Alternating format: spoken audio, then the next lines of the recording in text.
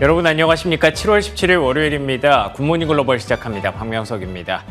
지난 금요일 뉴욕 증시는 혼조 양상을 보였습니다. 경제 지표, 실적 시즌, 그리고 또 연준 이사의 발언, 다양한 이벤트들을 소화하면서 다우지수는 강세로 마감했지만 나스닥 지수는 약세로 마감이 됐는데요. 우선 나스닥이 약세를 보인 이유부터 말씀을 좀 드리겠습니다. 지난 금요일에 발표됐던 미시건대 소비심리지수 72.6으로 최근 2년 사이 최고 수준까지 치솟았고요. 그리고 1년 기대 인플레이션이 3.4%를 기록하면서 전월에 3.3%에 비해서 소폭 상승했습니다.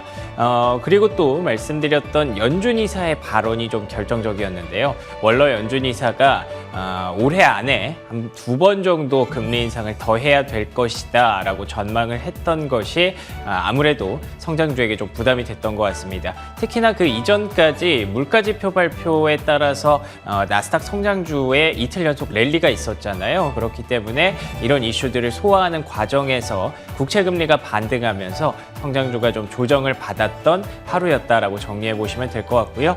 반면에 다우지수의 강세 배경 말씀을 드리면 아무래도 실적 시즌을 얘기할 수밖에 없을 것 같습니다.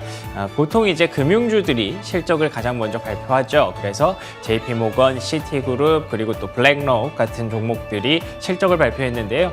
물론 이 두 종목의 희비는 좀 갈렸습니다. JP모건은 강세, 그리고 또 시티그룹과 여러 가지 금융주들은 사실 좀 부진한 모습을 노출하기도 했었는데 유나이티드 헬스가 굉장히 좀 긍정적인 실적을 발표해 줬습니다.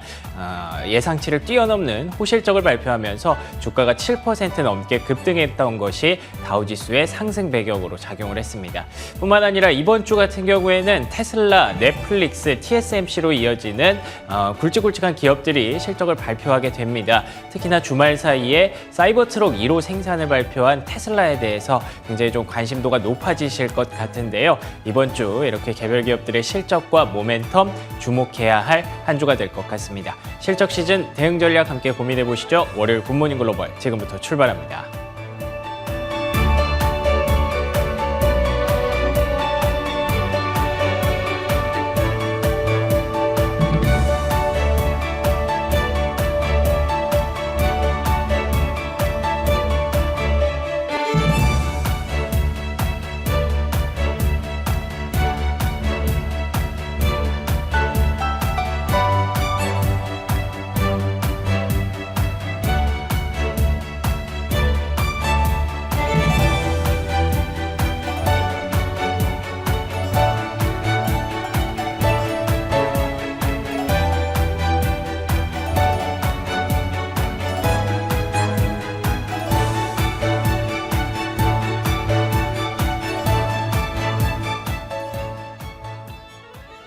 네, 이번에는 미증시에서 있었던 종목별 메가 이슈들 전해드리는 메가3 시간입니다.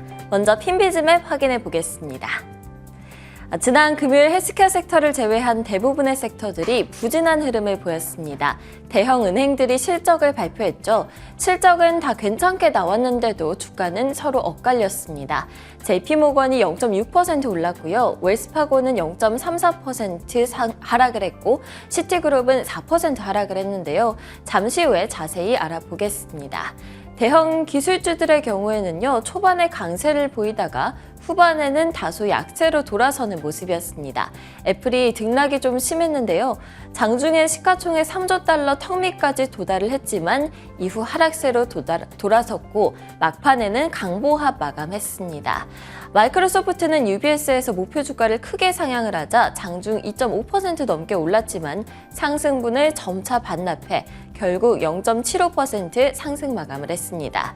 테슬라는 1.25% 상승했습니다. 반면 포드, 제너럴모터스, 리비안 등 다른 전기차 관련주들은 하락세를 나타냈고요. 오른쪽 상단의 헬스케어주들을 보시면 유나이티드 헬스그룹은 호실적에 7% 넘게 올랐고 일라이릴리는 비만 치료제 개발업체 인수 소식에 3.4% 상승 마감했습니다. 그럼 오늘의 메가3 확인해 보겠습니다. 첫 번째 메가 이슈는 실적을 발표한 대형 은행주들 소식부터 확인해 보겠습니다. JP모건, 시티그룹, 웰스파고 등이 실적을 냈는데요. 이들 모두 순이익과 매출이 전망을 웃돌았지만 주가는 서로 엇갈렸습니다. 먼저 JP모건은 올해 2분기 순이익이 전년 동기보다 67% 급증했다고 밝혔습니다. 매출도 전년 동기 대비 34% 증가해서요. 시장 전망치를 상회했는데요. 붕괴 위기에 놓였던 퍼스트 리퍼블릭 은행은 지난 5일 인수한 것이 2분기 실적에 도움을 줬다고 하네요. 주가는 장중에는 2.7% 상승하기도 했지만 오후 들어서는 상승분을 반납하면서 0.6% 상승 마감했습니다. 시티그룹은 순이익이 36% 급감하고 매출도 1% 줄었지만 시장 예상보다는 선방했다는 평가를 받고 있는데요. 그럼에도 주가는 4% 크게 하락을 했습니다. 웰스파고도 실적을 발표했죠. 순이익은 전년 대비 57% 급증했고요. 매출도 20% 증가했습니다. 역시나 시장 예상을 상회했지만 주가는 0.34% 소폭 하락을 했습니다. 다음은 지난 금요일 흐름이 좋았던 헬스케어 섹터로 가보겠습니다. 눈에 띄었던 두 종목이 있었죠. 바로 유나이티드 헬스그룹 그리고 일라이릴리입니다. 먼저 유나이티드 헬스그룹부터 보겠습니다. 무려 7.2%나 급등을 했는데요. 회사가 6분기 연속 두 자릿수의 이익 성장을 달성을 했고요. 연간 매출 예상치도 상향 조정했기 때문입니다. 2분기 매출은 월가 예상치를 약 20억 달러나 웃돌았는데요. 이 성장세는 보험 사업 그리고 옵텀 사업부의 건강 서비스 부문이 주도했다고 합니다. 일라이릴리의 경우에는 3.4% 올랐는데요. 비만 치료제 개발업체인 버사니스를 19억 3천만 달러에 인수했다고 하죠. 자사의 비만 치료 분야를 강화하기 위해서인데요. 미국 성인의 40%가 비만이고 또 글로벌 체중 억제 시장이 2030년까지 1,000억 달러로 성장할 것이라고 하니 일라이릴리가 이에 투자할 만한 가치가 있다고 판단한다 봅니다. 그럼 마지막으로는 뉴욕 증시가 본격적인 실적 시즌에 들어간 만큼 이번 주에 주목해야 할 주요 실적 발표 일정들 간단하게 살펴보겠습니다. 지난주에 JP모건, 시티그룹 등 일부 대형은행들이 실적을 발표했었죠. 이번 주에도 주요 금융사들의 실적 발표가 쭉 이어집니다.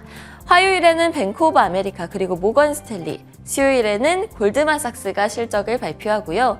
수요일을 보시면 장마감 후에 테슬라와 넷플릭스의 실적이 공개되니까요. 꼭 체크해 주시기 바랍니다. 지금까지 메가스리였습니다.